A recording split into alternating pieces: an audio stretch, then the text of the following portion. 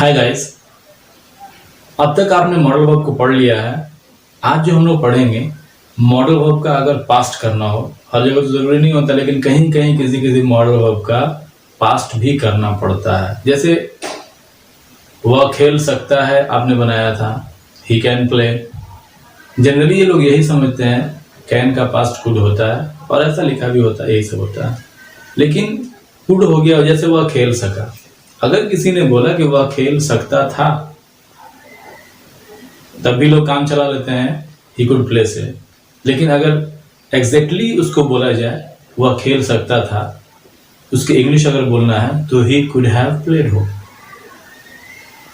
तो आज इसी की हम चर्चा करेंगे, कुड हैव का, उसके बाद शुड हैव का। जैसे उसे खेलना चाहिए था तो ही शुड हैव प्लेड। तो इस तरह के जो सेंटेंसेस होंगे उसका हम चर्चा करेंगे। तो पहले हम पढ़ते हैं शुड हैव के बारे में, चाहिए था के बारे में। आज जो हम लोग पढ़ेंगे वो है शुड और उसके साथ हैव का इस्तेमाल। अगर इसकी हिंदी की बात की जाए तो शुड मीन्स चाहिए, और अगर उसके साथ हैव लग गया तो था हो गया, यानी कि शुड हैव, चाहिए था। अगर ट्रांसलेशन की बात करें तो जैसे कि आपने पहले पढ़ा था कि मॉडल वर्ब के साथ वर्ब का फर्स्ट फॉर्म लगता है, लेकिन यहां जब हम आ गए हैं शुड के साथ हैव लगा हुआ है, तो जैसे ही आपको टेंस वाले क्लास में मैंने बताया था प्रेजेंट परफेक्ट टेंस में कि हैव हैज के साथ में वर्ब का थर्ड फॉर्म लगता है। तो यहां अगर ट्रांसलेशन चाहे मॉडल वर्ब का ही क्यों ना हो, अगर हैव आता है तो उसका हम उसके साथ में वर्ब का थर्ड फॉर्म का इस्तेमाल करते हैं। तो देखेंगे स्ट्रक्चर इसका। चाहिए था कि अगर हम स्ट्रक्चर की बात कर रहे हैं तो सब्जेक्ट, उसके बाद शुड, और तब हैव, उसके बाद वर्ब का थर्ड फॉर्म, और तब ऑब्जेक्ट लिखते हैं। अगर ट्रांसलेशन की बात करते हैं तो हम बनाते हैं मुझे एक बड़ी कार खरीदना चाहिए था।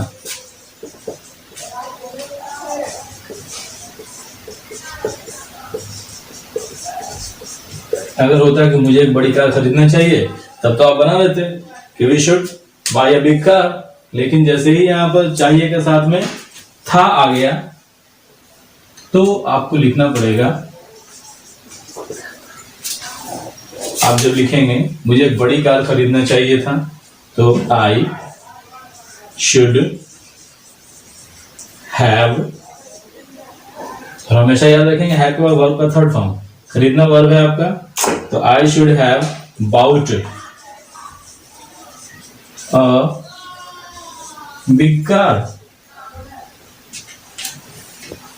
इस तरह का और भी एग्जांपल्स हो सकते हैं चाहिए था वाला। जैसे बच्चों को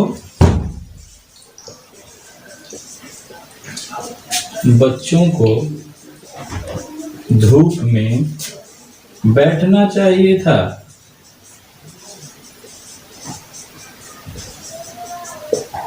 जब आप बनाएंगे इसका इंग्लिश तो आप बनाएंगे चिल्ड्रेन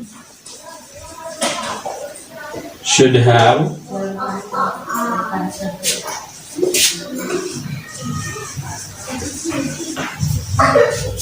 sat। सीट का वर्ब का थर्ड फॉर्म है sat। Children should have sat in the sun. Guys, इसमें होता यह है कि अफर्मेटिव तो आप बना लेते हैं, जब नेगेटिव सेंटेंस बनाना होता है तो आप कंफ्यूज करते हैं कि नॉट को शुड के बाद लिखा जाए या हैव के बाद लिखा जाए। इसमें अक्सर कंफ्यूज होते हैं, तो कंफ्यूज नहीं होना है। जो ऑक्सिलियरी वर्ब पहले आती है उसके बाद नॉट डालते हैं, ये हमेशा याद रखिएगा। अगर एक साथ दो ऑक्सिलियरी वर्ब्स हैं, या एक ऑक्सिलियरी में एक आपका प्राइमरी ऑक्सिलियरी है, दूसरा मॉडल ऑक्सिलियरी है, तो उसमें जो पहले आएगी ऑक्सिलियरी वर्ब उसके बाद आप नॉट लगाते हैं। स्ट्रक्चर इसका बनाते हैं हम लोग। तो आप बनाएंगे सब्जेक्ट प्लस शुड, उसके बाद नॉट, तब हैव, उसके बाद वर्ब का थर्ड फॉर्म और फिर ऑब्जेक्ट। अगर इसकी एग्जाम्पल की बात करें तो आपको मेरे घर नहीं आना चाहिए था।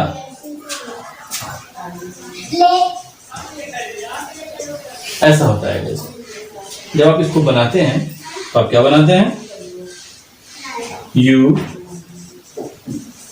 Should not have come to my home. इस तरह का हो जाएगा। इसके बाद अगर इसकी इंट्रोगेटिव बनानी है, इंट्रोगेटिव सेंटेंस बनाना है तो आप क्या करेंगे, सिर्फ आपको शुड को बाहर निकालना है, बाकी सब स्ट्रक्चर वही रह जाएगा। इंट्रोगेटिव आप बना रहे हैं, आप लिखेंगे शुड, उसके बाद सब्जेक्ट, उसके बाद हैव, उसके बाद वर्ब का थर्ड फॉर्म और तब ऑब्जेक्ट। यहां पे अक्सर स्टूडेंट्स कंफ्यूज करते हैं, अगर सब्जेक्ट सिंगुलर आ जाता है तो वो कहीं कहीं हैज लगा देते हैं, तो ये बिल्कुल गलत होता है, हमेशा ध्यान दीजिएगा। जैसे हम लोग एग्जांपल लिखते हैं, क्या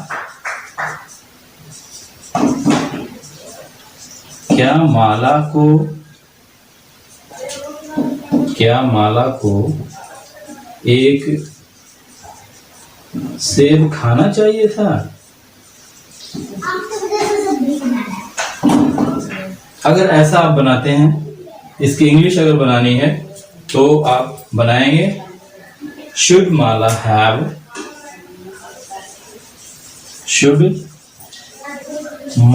हैव ईटन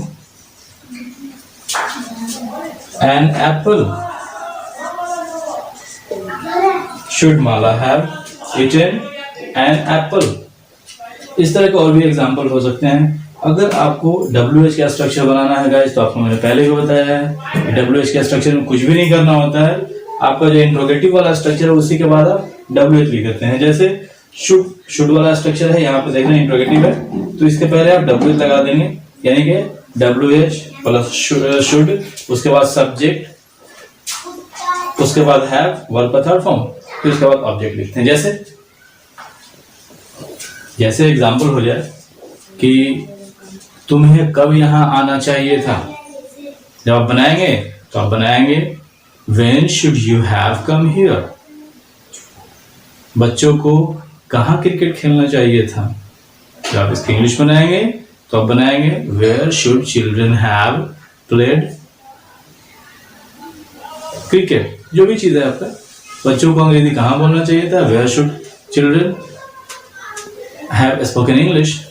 इस तरह का और भी बहुत सारा एग्जाम्पल हो सकता है, आप उसको प्रैक्टिस करेंगे गाइस। और जो सबसे इंपॉर्टेंट चीज़ है, मैंने पहले भी आपको बताया था, वर्ब को याद करने के लिए V1 V2 V3 आप याद कर लेंगे। इससे आपका ट्रांसलेशन स्ट्रांग होता है और वही आपको बोलने में काम आता है। जिसका ट्रांसलेशन अच्छा है वही लोग प्रैक्टिस अच्छी इंग्लिश बोल पाते हैं, क्योंकि स्ट्रक्चर जब तक क्लियर नहीं होगा आप नहीं बोल पाएंगे। तो कैसा लगा गाइस वीडियो, आप ज़रूर हम इसके बारे में बताएंगे। और जो लोग नए व्यूअर हैं हमारे चैनल को सब्सक्राइब कर लेंगे, ताकि इस तरह के और भी अगर वीडियोस अपलोड होते हैं तो आप उसे देख पाएंगे गाइस। Thank you.